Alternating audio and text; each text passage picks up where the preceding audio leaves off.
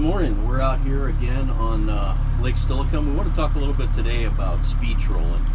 So the water temperature's warmed up. It's 68 surface water temperature in here, so it's probably close to that most of the way down the water column. Whole lake's not that deep.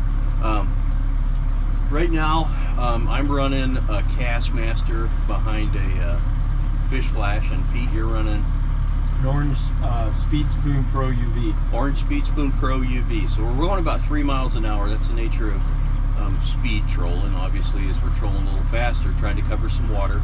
And as everything warms up to a certain point, the fish will tend to get more active.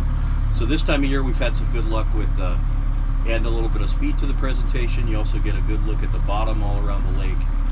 You can see where the fish are congregating. So that's what we're going to try this morning. And once we have any action, we'll actually show you those setups that we're using. It's very simple. Either a leader and a spoon, or in my case, I got a leader and a spoon and a tractor. But we'll show you all those rig ups after a little bit here. That thing just bent that rod right over. Like he was committed to it. So we've been trolling, I don't know, maybe 10 minutes or so. Mike's got that Castmaster bait fish pattern running a color and a half deep, and just had a nice takedown. We'll get a look at him here in a minute.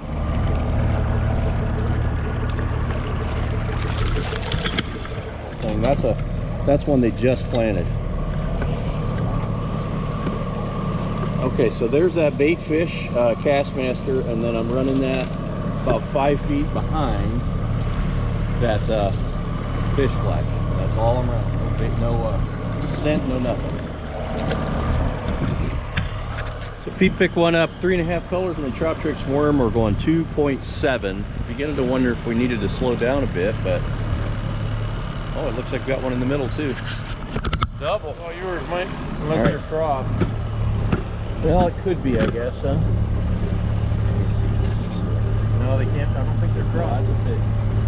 You got a Gig Harbor double.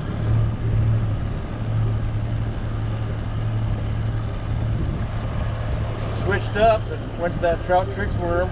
Looks like Mike might have a better fish. But we went to a black woolly bugger, thinking it's dark and cloudy. Maybe we'll do a little contrast there, and it seemed to work.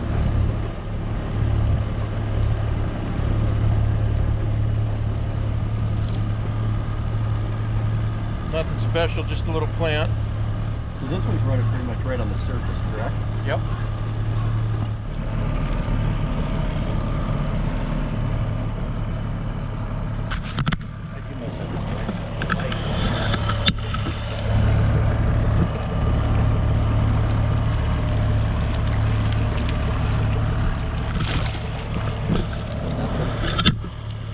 That's a big nothing. Pretty fish though. Yeah. There's that woolly bugger right there. Speed. I guess that's one of the things we figured out, right? Yep. We did the speed trolling. We picked up a couple of fish, but it wasn't super active with speed trolling. So we went back to our regular speed around 2.2, and it picked up. Yeah, this is just a little plant. The woolly bugger. Sorry. You know, that is a great question, because I've heard people calling it both, and I'm really not. It's a bugger, woolly bugger. Bugger? Yeah. People just like bugger? I guess. We're used to saying woolly bugger.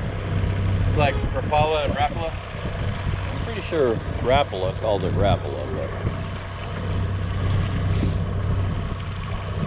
to each their own. We're seeing good marks up in here. We don't normally fish this close up to the bridge.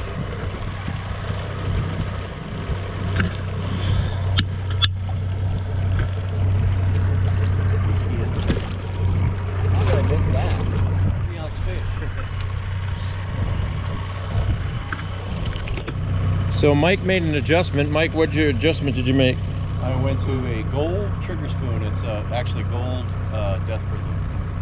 It's just kind of a bumpy finish, fish scale type thing. I think one of the things people tend to overlook, and we did as well when we started, is on overcast days, those copper metallics, especially like copper and gold, and then again a black, which is a little counterintuitive, but it tends to get more contrast. Oh yeah, that's right. It's not gold, it's copper.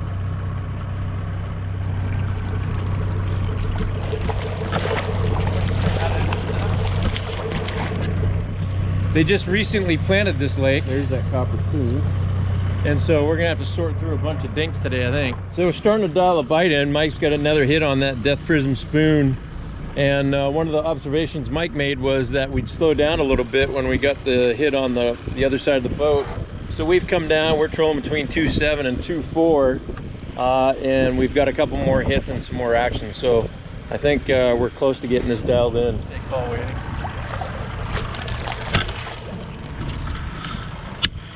Not anything special. You're gonna hook yourself again, you dickhead. Death Prism. Trying to line up a couple days down at Rife Lake. Haven't been down there since last year. Pete's still running the worm over here, and it's holding strong. Big salmon net today. They're all healthy looking little fish. Mike's hooked up again with that Death Prism. Looks like a little better fish. Definitely a better fish.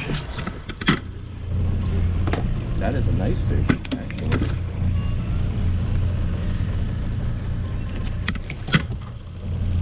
Yeah. That is not one that they just planted, guaranteed. Away he goes.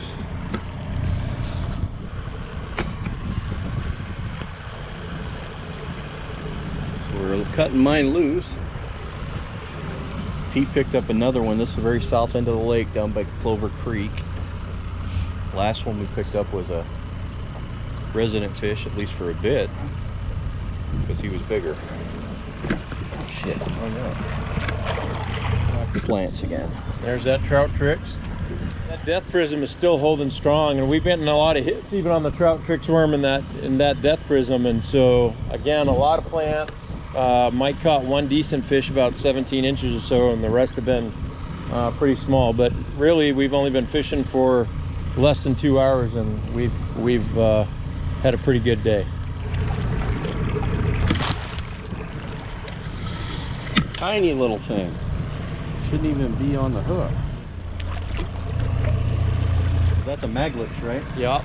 Orange maglips. And we're just top lining that behind the boat, way behind the boat. Not getting snagged up, but that maglips has quite an action in the water. We're running about 2 right now.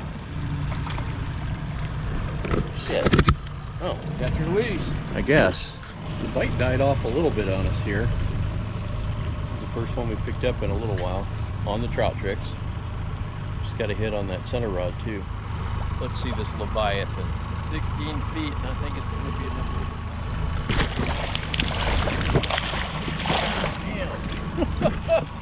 So one of the other adjustments I made, Mike was running that Death Prism, but with a fish flash in front of it, and I was running the Trout Tricks naked. And so I put the fish flash on there as well, and not sure it's made any difference yet, but that was another adjustment that we made. Cool.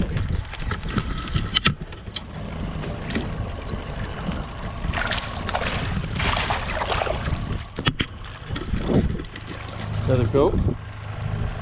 Nope, little trout. So Mike's still fishing hard with that Death Prism spoon. We had some good luck in that Trout Tricks, and I went through and caught something and broke my line, lost all my stuff.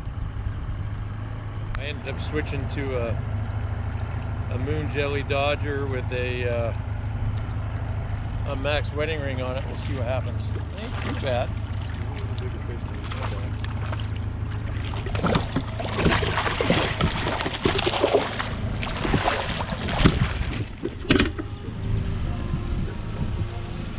So we're trolling through this little cove here, and got one on the Trout Tricks, and shortly right after that we picked up one on the Maglips, and so Mike and I got a double going.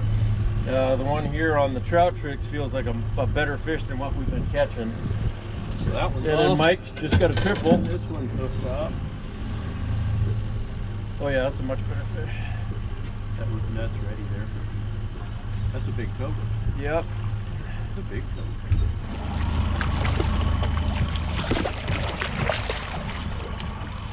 Got it. That's a nice one.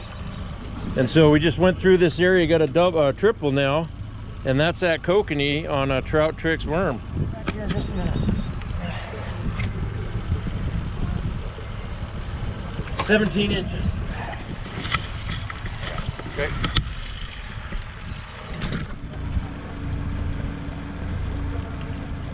Mag lips.